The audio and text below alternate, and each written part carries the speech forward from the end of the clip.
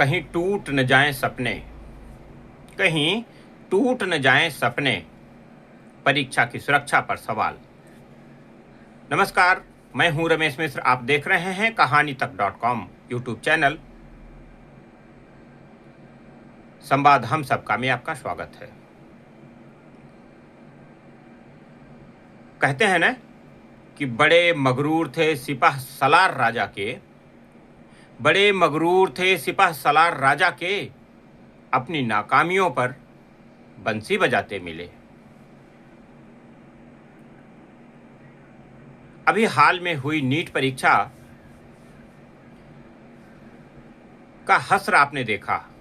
जिन बच्चों ने सालों से तैयारियां की, जिनके अभिभावकों ने मोटी मोटी फीसें भरी, कोचिंगों की, रात दिन जाग कर अपने बच्चों को तैयारियां कराईं, अपनी प्राथमिक जरूरतों को रोककर अपने बच्चे को नीट की परीक्षा में शामिल कराया और उस नीट की परीक्षा का हश्र क्या रहा, यह जग जाहिर है। एक अभिभावक का सपना उस समय टूट जाता है, चकनाचूर हो जाता है, जब उसका बच्चा परीक्षा हाल से परीक्षा देकर के बाहर आता है और वह अपनी मोबाइल पर यह पढ़ता है कि अमुक परीक्षा जो अभी अभी संपन्न हुई है का प्रश्न पत्र लीक। तो सबसे बड़ा सवाल तो उठता है कि प्रश्न पत्र लीक या सिस्टम लीक। कौन इतना ताकतवर है जो सिस्टम को लीक करता है? कौन इतना ताकतवर है जो बार बार यह गलती किए जा रहा है?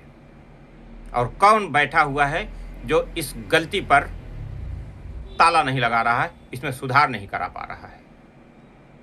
बच्चों का भविष्य कोई खिलौना नहीं है जिसे रोज तोड़ें और रोज जोड़ें। ये छात्र हैं, ये देश के भविष्य हैं। अगर एक अभिभावक का सपना टूटता है, अगर एक छात्र का सपना टूटता है, तो यकीन मानिए एक देश का सपना टूटता है। गरीब, मजदूर, असहाय, बेसहारा लोग अहरनिश रात दिन मेहनत करके, मजदूरी करके, अपनी प्राथमिक जरूरतों को रोक करके अपने बच्चों को देश की महंगी शिक्षा व्यवस्था जो अभिशाप है उसमें पढ़ाते हैं, मोटी मोटी फीस भरते हैं, महंगी कॉपी, किताबें और ड्रेस खरीदते हैं, इस उम्मीद से कि उनका बच्चा पढ़ लिख कर डॉक्टर बन जाए, इंजीनियर बन जाए, पीसीएस बन जाए, आईएएस बन जाए, वकील बन जाए, पत्रकार बन जाए, व्यापारी बन जाए, या सब मिलाकर के बुद्धिजीवी बन जाए, जो देश की व्यवस्था में अपना योगदान दे सके। लेकिन नहीं, सिस्टम तो पलकें बंद किए हुए बार बार आश्वासन दे जाता है। परीक्षा में हुई गड़बड़ी को देखते हुए परीक्षा निरस्त की जाती है और जल्द ही परीक्षा की तिथि घोषित की जाएगी। परीक्षा में गड़बड़ी के दोषियों को बख्शा नहीं जाएगा, दोषियों को कड़ी से कड़ी सजा दी जाएगी। अगली परीक्षा तिथि जल्द ही घोषित की जाएगी। माननीय मंत्रियों के इस बयानों से एक अभिभावक, एक छात्र देश का कैसे विश्वास कर सकता है? क्योंकि यह केवल एक बार की बात हो तो भरोसा किया भी जा सकता है। यह तो बार बार हुए जा रहा है, कभी यूजीसी, कभी नीट, और इससे भी बढ़कर जरा ध्यान दीजिए कि सीबीएसई ने जो अभी हाल के दिनों में ही 12वीं के परीक्षा परिणाम घोषित किए हैं, अब तो सवाल उस पर भी है। कई मीडिया रिपोर्ट्स में मूल्यांकन की प्रक्रिया को लेकर के सवाल उठे हैं। आज के दैनिक जागरण के अंक में 28 मई 2026 दैनिक जागरण के अंक में दैनिक जागरण ने सीबीएसई की लापरवाही, जो कि 12वीं की परीक्षा में हुई है, पर एक प्रमुखता से खबर छापी है, जिसमें उन्होंने जिक्र किया है कि खराब स्कैनिंग व्यवस्था, कई कापियों में पन्ने नहीं और 68,018 कापियां ऑफलाइन जांची गई, जिनका मूल्यांकन किया गया। यह दर्शाता है कि किस तरीके से एक पायलट प्रोजेक्ट में हमने वह तैयारी नहीं की जो अपेक्षित थी। आखिर यह हो क्या रहा है? किसी मंत्री के यह कह देने मात्र से कि मूल्यांकन में हुई गड़बड़ी के मद्देनजर हमने पुनर्मूल्यांकन की प्रक्रिया को तेज कर दिया है।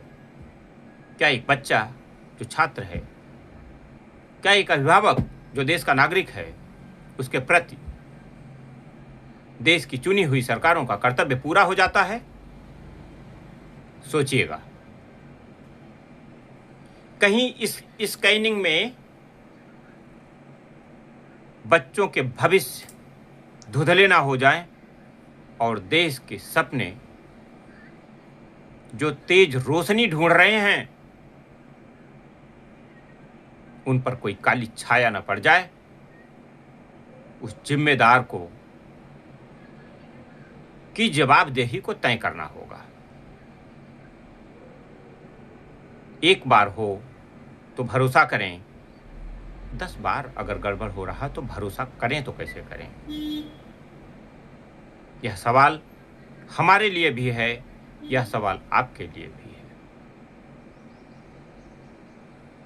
सबका साथ, सबका विकास और सबका विश्वास,